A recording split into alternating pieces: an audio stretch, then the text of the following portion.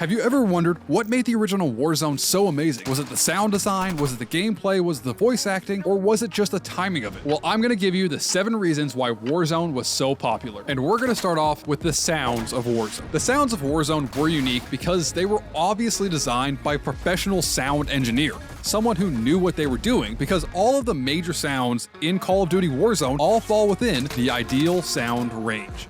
330 Hz is widely regarded as the best high-pitched tone, and it was the baseline for the getting down sound effect. The 428 Hz frequency is the best for mid-tone sounds. 428 Hz was the basis for the headshot sound.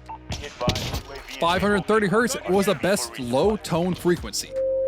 It was the baseline for the armor break sound effect, as you can hear here.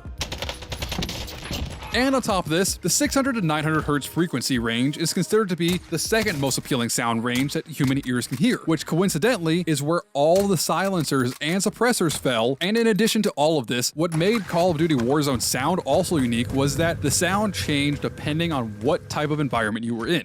Running on concrete versus grass versus mud all sounded completely different. They almost had an ASMR sound to them. But while we're talking about movement, the movement was another thing that made Warzone so unique. In the original Warzone, you had this unique movement system where you could chain together different types of movement. You could sprint and immediately hit a slide and then come out of that slide back into a full sprint and keep going. The movement system could be chained together, you could do different actions, and it wouldn't affect your speed at all. As a matter of fact, you could travel at your fastest speed of 7.67 meters a second, meaning that you ran a 13-second 100-yard dash. That is ridiculous because that's faster than most high school athletes. But on top of this, Warzone 2 is technically faster in the movement speed, but it also has a bigger map. In Warzone 2, you can move at 7.8 meters a second, which just puts you at about a 12.6 second 100-yard dash. Now, the map design also has a very big effect on the way Warzone was played. The original Warzone map, Verdansk, is honestly one of the most well-designed maps ever, and here's why. When you look at the map right here, I have a little bit of a gradient to show you how clustered different buildings and things are. At the very bottom here, it has a bunch of really clustered points and objectives.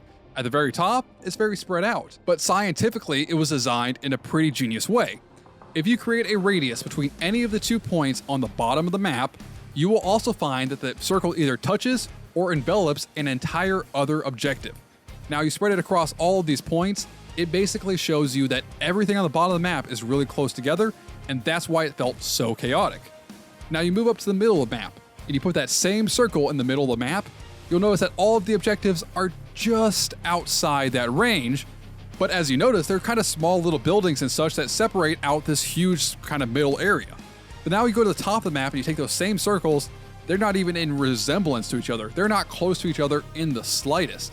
The top of the map was very spread out, but this was due to the advanced topography of the top of the map. There was mountains, there was cliffs, and there were still a couple points of interest that were not officially labeled at the top of the map, like I show you here.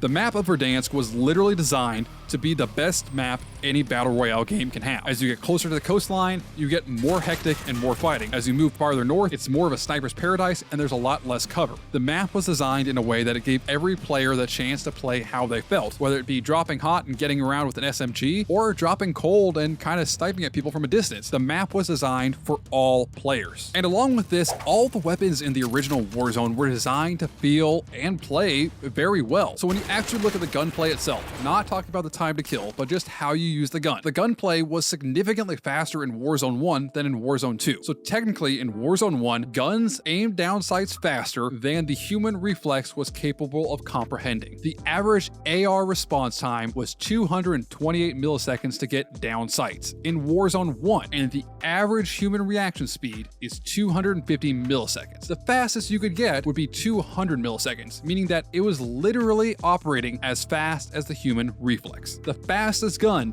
to aim down sights in the current version of Warzone is 240 milliseconds, which is a pretty big difference when you talk about the average speed versus the best gun. And here's a little bit more proof to show you how much guns slow down in the current version of Warzone versus the amazing speeds we had in Warzone 1. The Playmot, as it's called in Warzone 2, or the PKM as it's called in Warzone, was a little bit different on the aim down sight speed. It was 307 milliseconds in Warzone 1. In Warzone 2, it's 450 milliseconds. milliseconds. That is almost 1/8 of a second difference in aim down sight speed. Now you compare it to the average aim down sight speed in Warzone 1 versus Warzone 2. The average aim down sight speed in Warzone 1 was 340 milliseconds, or less oftentimes. The average in Warzone's current version is 600 milliseconds or less. And now we should talk about time to kill. How many bullets and how fast hitting all those bullets in the center of the target could kill them. In Warzone 1, the average time to kill was 530 milliseconds in the 10 best weapons in the game. The time to kill in Warzone 2 among the 10 best weapons in the game is 770 milliseconds. That is a quarter of a second difference between Warzone 1 speed and Warzone 2 speed, and that's just talking about time to kill. When you add up your aim down sight speed with the time to kill, there is a huge difference between the two games. The time to kill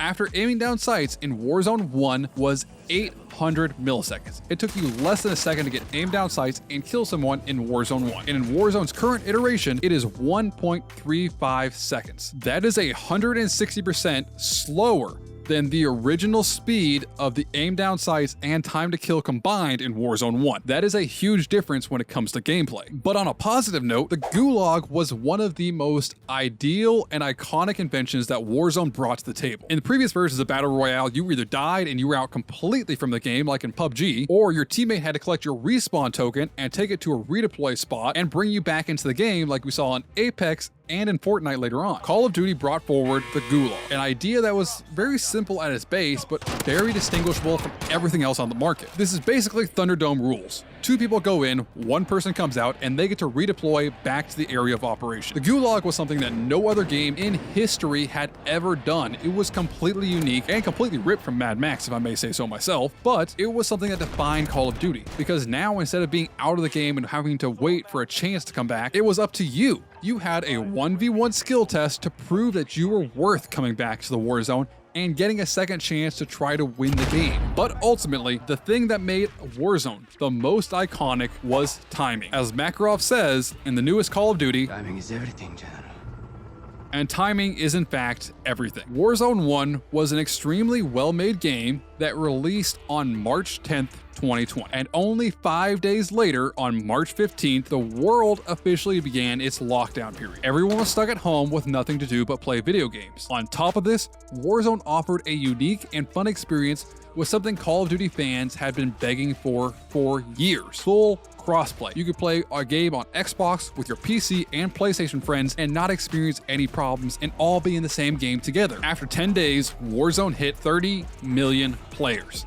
After 9 months, Warzone hit 80 million players. At its peak, Warzone had 120 million players. That means for every 50 people that you meet in your life, at least one of them will have played Warzone. And on top of this, at its peak, the highest concurrent player count in Warzone was 2 million people playing the game at the exact same time. The timing of Warzone's release and the concurrent lockdown period that the world experienced could not have worked out better for Call of Duty. You had people with nowhere to go. You had an amazing, well-designed games with some of the best sounds in game history, and everyone could play together with their friends regardless of what console or computer they were on, allowed Warzone to take the spot as the most legendary game in all of history.